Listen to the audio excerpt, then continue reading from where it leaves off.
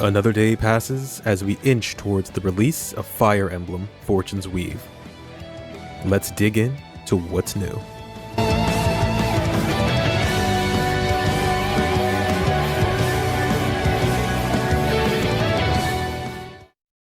No silly crom bullshit, we're hopping straight into it because oh my god!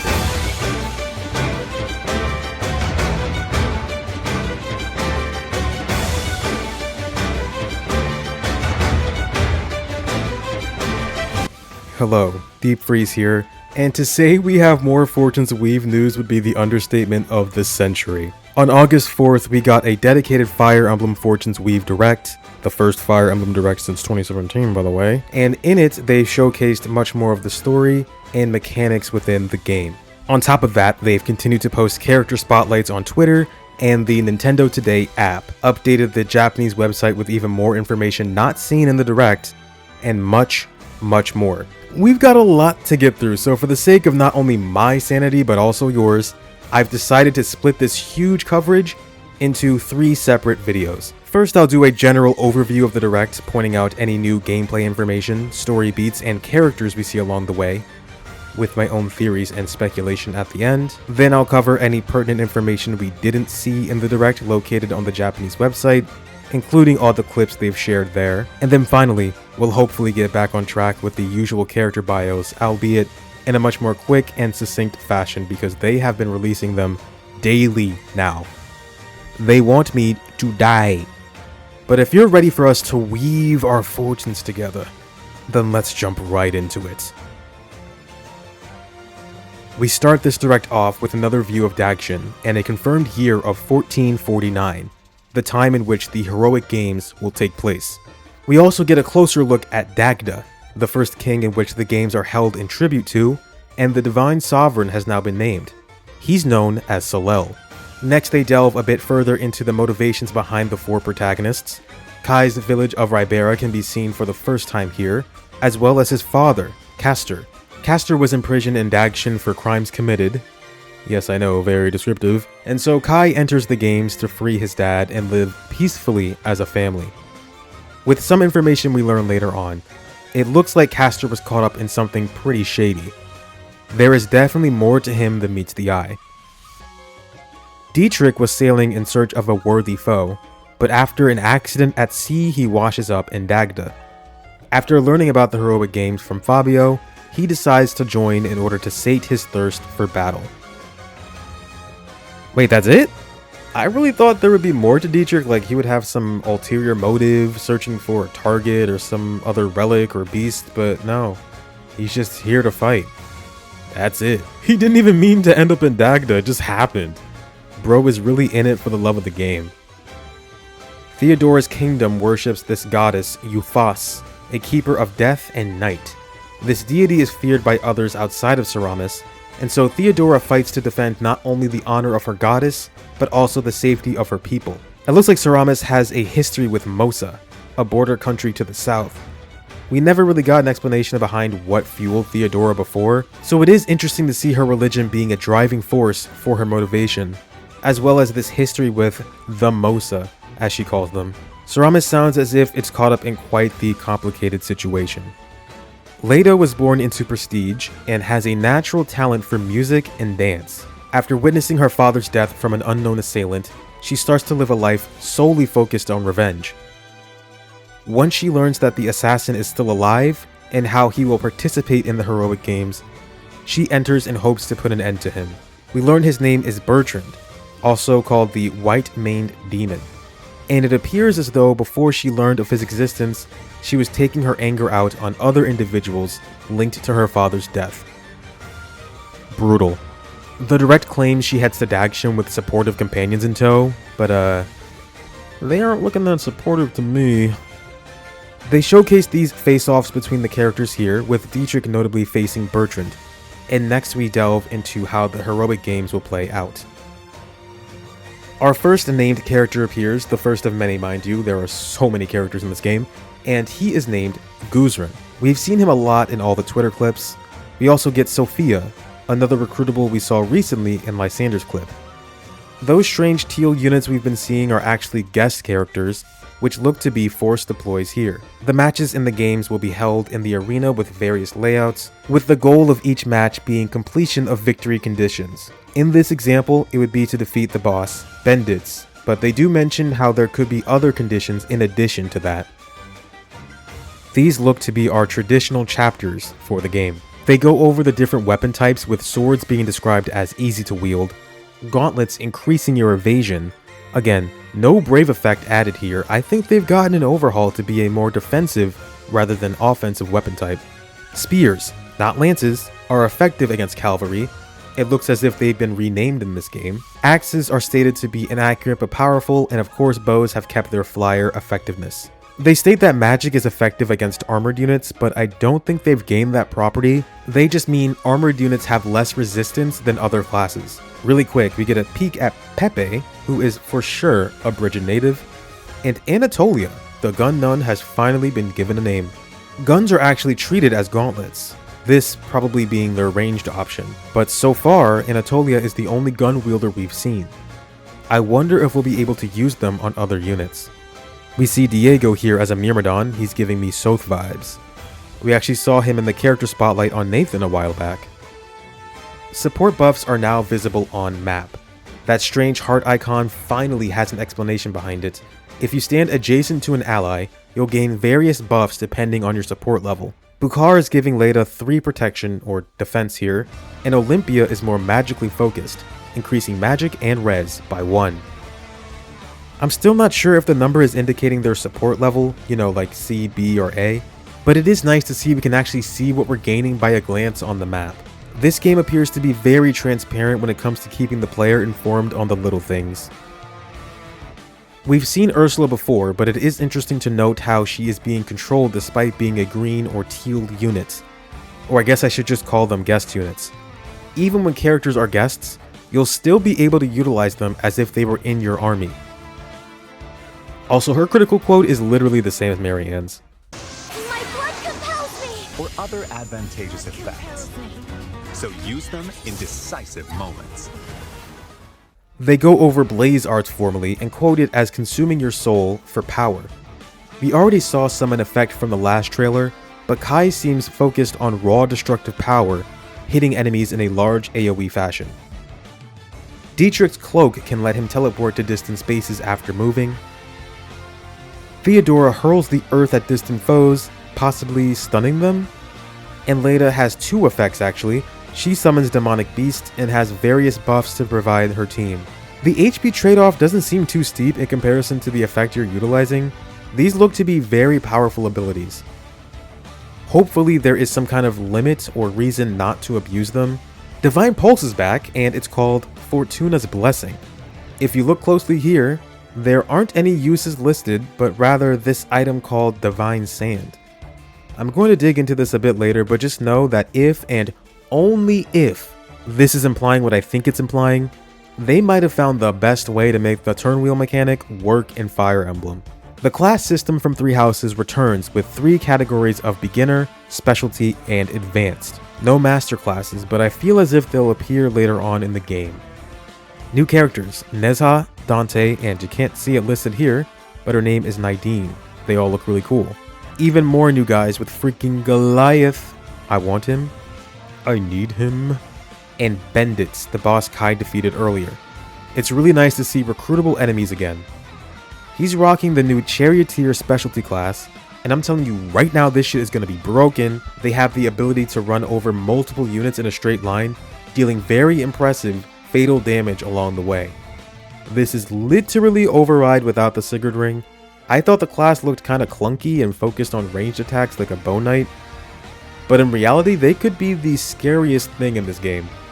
I'm looking forward to trying them out. Shamir's long-lost brother Io appears, representing the Cataphract, basically a Great Knight. Ultond is showing off a new class, Guardian, which uses spears and magic. It's been a while, Basara, how you doing? She's also using Starlight, a spell we haven't seen since the Arcanean games. Anna is an elephant rider. And look, see what I'm talking about? This is going to be an oppressive ability. Not to mention, the elephant rider looks to be 4 tiles wide.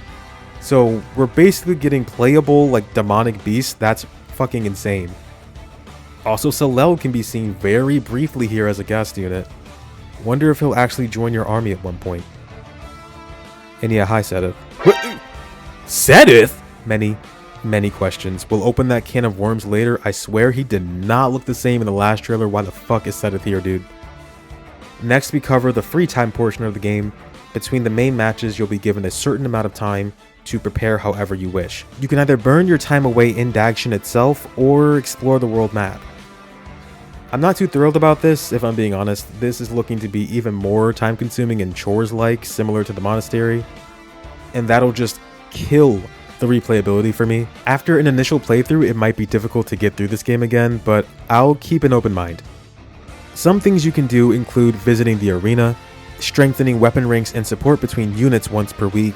You can spectate here too, which will grant your entire army weapon rank experience. Shopping for weapons doesn't look to burn time, and you can forge with materials you presumably find on the world map. There are 7 temples located in the Temple Row, each assigned to a different deity. Now, here's the kicker.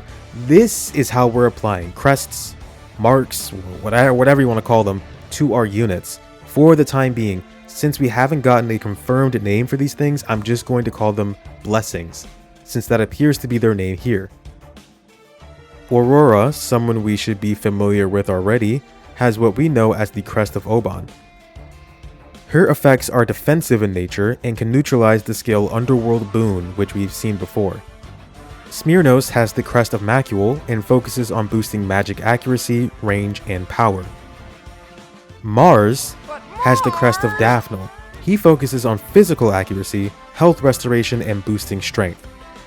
And Fortuna, or I guess we haven't been introduced to her yet in the direct, but that's Fortuna, has the Crest of Goneril, and we don't see her blessing effects. Up top we see Divine Sand again, and it looks as if it'll cost that resource to apply a blessing upon a unit. Aurora's is a bit cheaper, but it seems to cost 20 once they're level 3. This is awesome.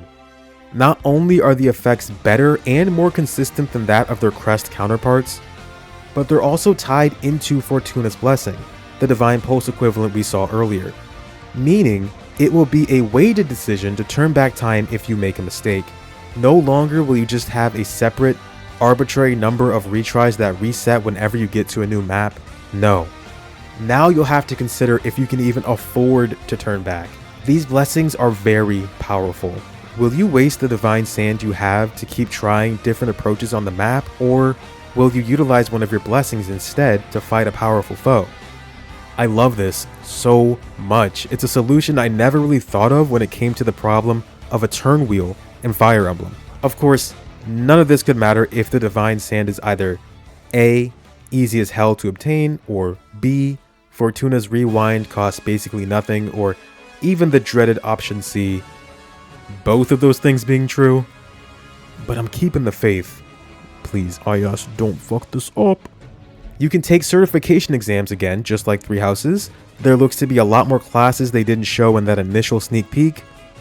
And honestly, they all have looked really good this time around. These are some of the best class designs we've seen in a while. There are quests you can undertake for rewards if you meet them by a certain deadline. This looks to also increase your renown. And you might even get more interesting character-focused quests, as we see with Solel here. Despite being the Divine Sovereign, we sure do see him mixing with our protagonist a lot. And it even looks like he's sneaking around undercover here. What's going on with the guy? Recruitment is more or less like Three Houses, being more support and request focused rather than needing certain weapon ranks. Kai attempts to recruit Nine, but their support level is too low. After giving gifts and eating together, he can finally persuade her. We also see Kai recruiting Noctula here, a character we've seen in the Twitter videos. I honestly thought that was a guy this whole time. At the inn, you can share meals to boost support, rent a room for a turn to heal HP, magic, and motivation. I'm guessing you won't automatically heal after each encounter when you're exploring on the world map. Or you can spend as many turns as you want to automatically perform activities. These include training, gathering materials, and amassing money. Here we get more names for the characters Yongji and Kirok, two familiar faces. Support conversations will also be viewed at the inn. Since we know for sure these are the supports we're viewing, Moo, what are you doing talking to Kai? Maybe there really are support conversations between route-locked units, but that just seems so odd to me. Over time, more facilities open up to us, including a bath and a theater, probably more ways to gain support between characters. At the Pale Raven's Perch, a rather huge revelation is given to us. We can switch between any of the 4 protagonists at any time. You aren't locked to a single story or path. It's a much more flexible version of the route system. There's a lot, so let's go over things one at a time here. So we weren't really sure if this game was route-based. I was of the opinion of it surely being like Three Houses, while others said it could be like Radiant Dawn. With some information we learned later on, it actually seems like an amalgamation of the two. Or maybe it's closer to how Echoes handled its dual protagonists. I'll be going more in depth with this towards the end of the video since there still seems to be confusion on how this game will be structured, and this feeds into my own theory and understanding of how Fortune's Weave will handle its story. All you need to know is once you pick one character, you don't need to fear finishing their entire story. You play Theodora's route for a bit, see if you like her, you go, I don't really feel like playing Theodora. Then you switch over to Kai. If you're not feeling Kai, then you can switch over to Dietrich, and so on and so forth. All of that progress is saved too, and so all the routes are running in parallel to each other. It's not like Three Houses where you pick a route in the beginning and stick with it until the end, but it's also not like Radiant Dawn where your armies are segmented into parts, requiring you to finish one part before moving on to a different army in the next. It's more like Echoes in the sense multiple armies are doing their own thing, and you can freely switch between them whenever you wish. I'm very glad this is the case. This implies that you could see all of the stories play out on a single save file, without needing to replay the same maps over and over and over again. Here we also get more information about the different paths. Kai's is called Hell's Eye, and his father's crime was committed before Kai was even born.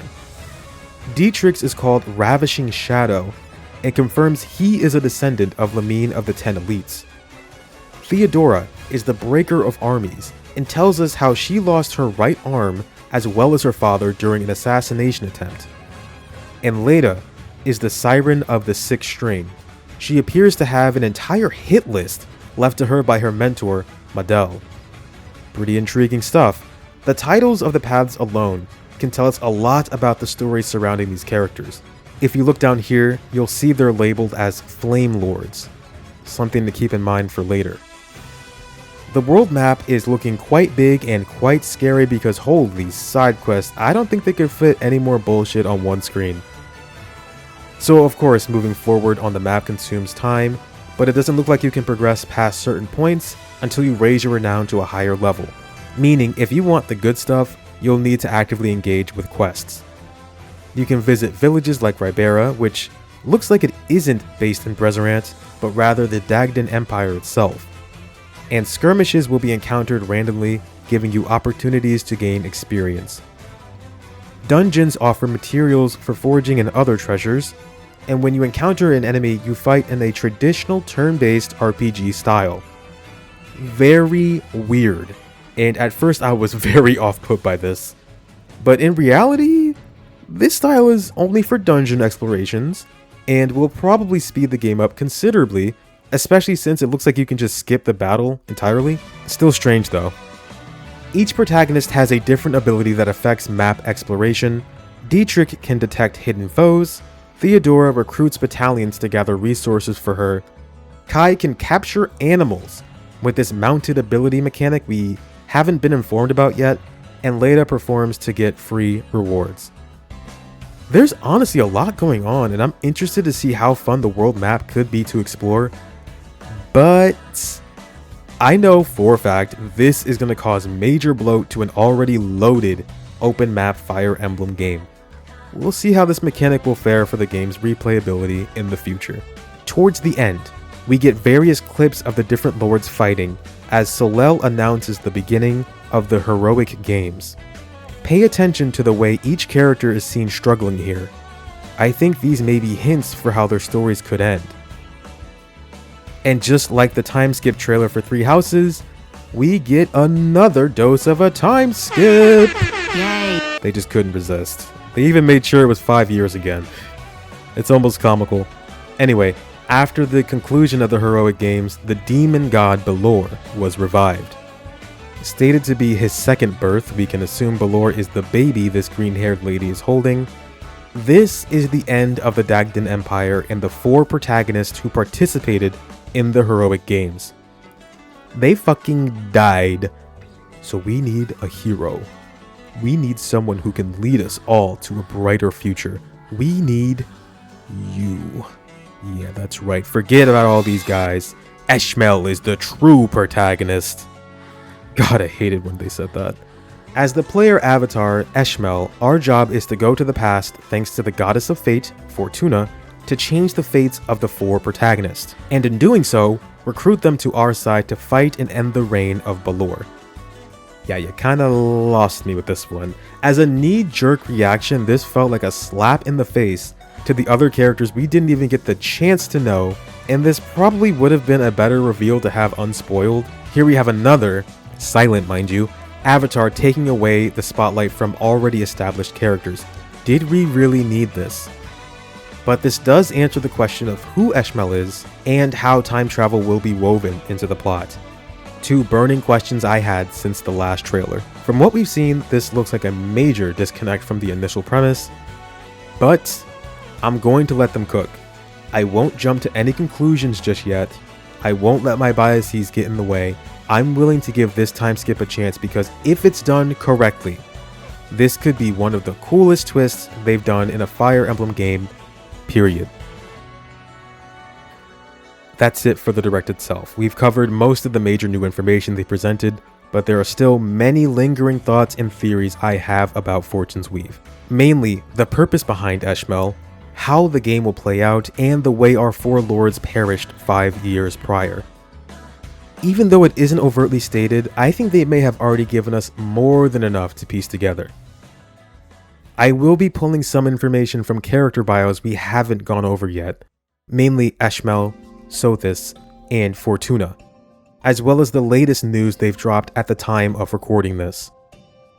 Fortunately, or maybe unfortunately, they keep releasing things that are changing my stance on this theory, so please bear with me. I'll try to explain anything new as comprehensively as possible. So, how does Fortune's Weave begin? From the way the direct played out, many assumed the heroic games were like a part 1 and the time skip is part 2. Just like Three Houses, right? Well, I think it's actually the inverse of that. The direct stated that Eshmel was the true protagonist, and we can see that definitely holds true with this avatar customization menu here. You start the story in 1154 as Eshmel. Sothis calls upon you to save the ruined future by slaying the demon god, Balor. It's interesting to note this summons was held for you to make amends. It looks like every time we saw Sothis talking to a mystery character, it was actually Eshmel.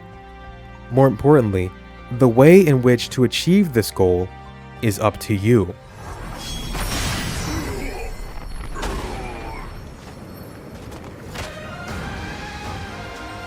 This is the story's true protagonist. You are given 2 choices. Face the forces of the demon god Balor on your own, with the knowledge that it's no easy task.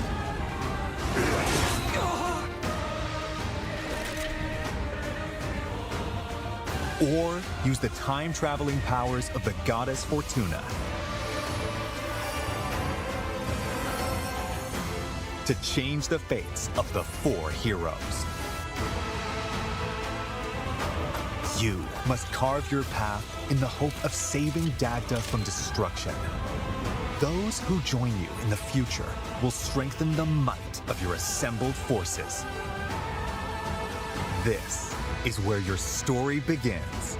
The end of the world at the hands of the demon god.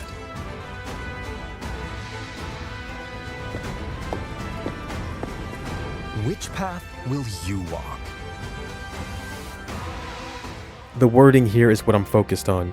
You are given 2 choices.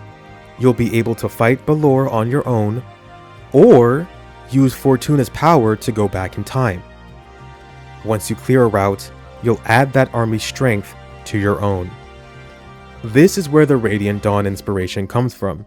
This feels like that game's version of Part 4, pooling together the strength of separate armies into one. But what if you didn't go back? Could you fight Balor on your own? They never said it was impossible, only that it wasn't an easy task. This combat forecast here isn't giving much hope for that though, but that isn't the end of what they've shown in the ruined future. This looks to be the beginning of the game, possibly even a tutorial map with Eshmel and the brown-haired woman we've seen before. She actually has a name now. It's Koka. After helping Koka here, we meet another gun-wielding ally named Troy. And we get saved by Fortuna, who leads us to something called the Obelisk Chamber. When choosing to peer into the past via the different obelisks, you change perspectives from Eshmel to the chosen protagonist. They even say this in the associated tweet regarding Fortuna. By touching an obelisk and rewinding 5 years, the player character hands the baton from Eshmel to Kai and the others. Now why does this matter? We have seen Koka as a playable character here with Eshmel. I'm guessing soon after the events of losing to this dragon here, possibly Balor but there's no confirmation, we retreat to lick our wounds and meet with Troy along the way. These two will surely be your allies here in the future, but would they fight with you in the past? Of course they wouldn't, because the protagonists of the heroic games are the 4 characters we've come to know, and not Eshmel. Meaning, should you choose not to experience the past, you will still have a few allies, potentially even more depending on how long this future portion lasts, to fight with you and attempt to defeat Balor again. I believe they have set the game up in a way so that with enough ingenuity, strategy, and maybe even insanity, you could fight and defeat the final boss without the need to time travel at all. Similar to how in The Legend of Zelda Breath of the Wild, Link could defeat Ganon right at the beginning of the game. Now, is this the best way to go about beating this game? Obviously not. The time travel aspect and the different routes are at the forefront of this game's marketing. Being able to defeat Balor without interacting with any of those aspects of the game would most likely lead to a bad ending of sorts. I think, depending on the amount of routes you finish, the game's ending will differ, with of course finishing all 4 routes netting you some type of golden ending. They even kind of allude to it in the beginning of the direct. The story revolves around 4 heroes who have entered the heroic games. Who you choose will determine how the narrative unfolds as they fight for glory.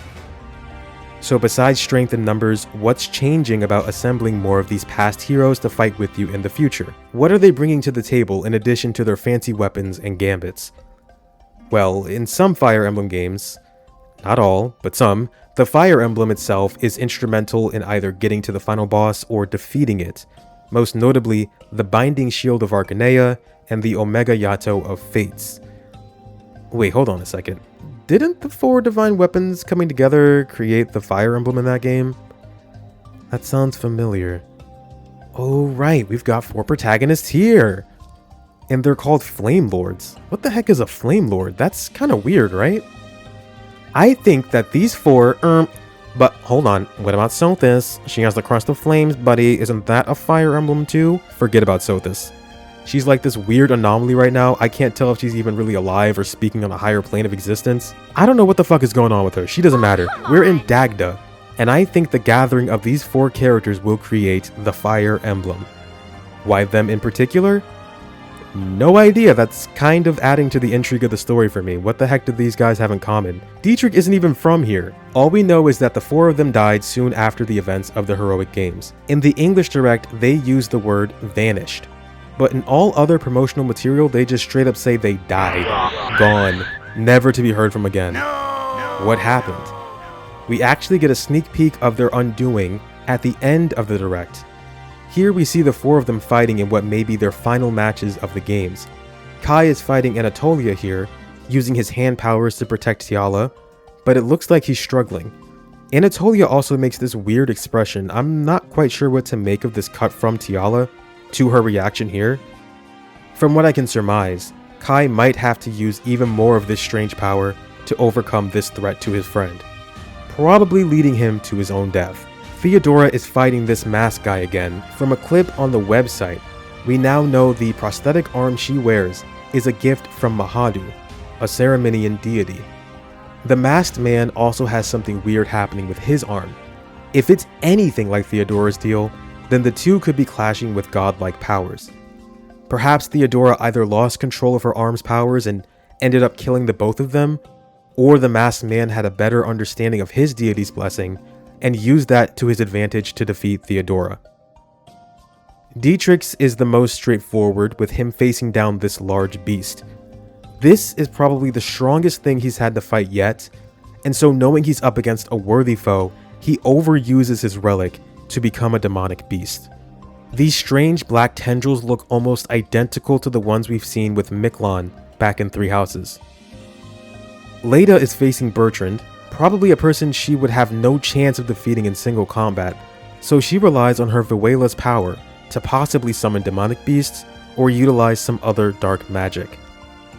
From a recent tweet talking about the Obelisk Chamber, we get a quick look at Leda obtaining this very same Vewela. I thought this thing was passed down in her family or something, but this looks straight up demonic. Using its power too much could result in a fate similar to Dietrich's, or worse. They all have the connection to their special blaze arts, abilities only they have been confirmed to be able to use, and they did say these abilities would consume your soul for power. Now in gameplay, it just looks like an HP trade-off, but maybe this could have story applications too. Would overusing blaze arts in combat cause this bad end for the protagonist? Or is it destined to happen regardless? How will Eshmel intervene? Will they just tell them not to rely on blaze arts at all? These are the questions that we hopefully won't get the answers to until the game launches in September. I feel like they've shown so much at this point. Information-wise, I am more than satisfied and I'm ready to just play the game. Before I was excited about this game because I just love Fire Emblem in general, but after this direct, I'm even more pumped. This could be the perfect modern Fire Emblem game, able to balance having an actually good story with fun gameplay, not just one or the other. The music has been amazing, every single character looks sick, the class system seems expansive, with tons of new abilities to try out in combat. I'm loving it, man. My biggest worries are the out-of-combat activities, namely the stuff in Dagshin and the world map, and of course the time-traveling aspect of the story. They need to find ways to make the monastery portion actually interesting for it to have any merit for repeat playthroughs. And I do think Eshmel looks very cool, but saying they were the true protagonist was a little lame. It doesn't look like they'll intrude upon the stories of the four lords when we go back in the past, so that's a little relieving. But they could still easily fuck this up. What did you think? What was the most surprising thing they revealed? And has this changed your opinion on this game at all? I know this is probably going to end up being a very long video, so thank you if you made it this far, and subscribe to stay updated on any future videos I make. I'm planning on creating at least 2 more in addition to this direct coverage video. There was just so much information and it's only going to release more and more over time. But hey, at least we're getting news at all. I will be streaming this game the very second it comes out, so follow me on Twitch if you want to catch it live. But until then, I'll have to say, peace out.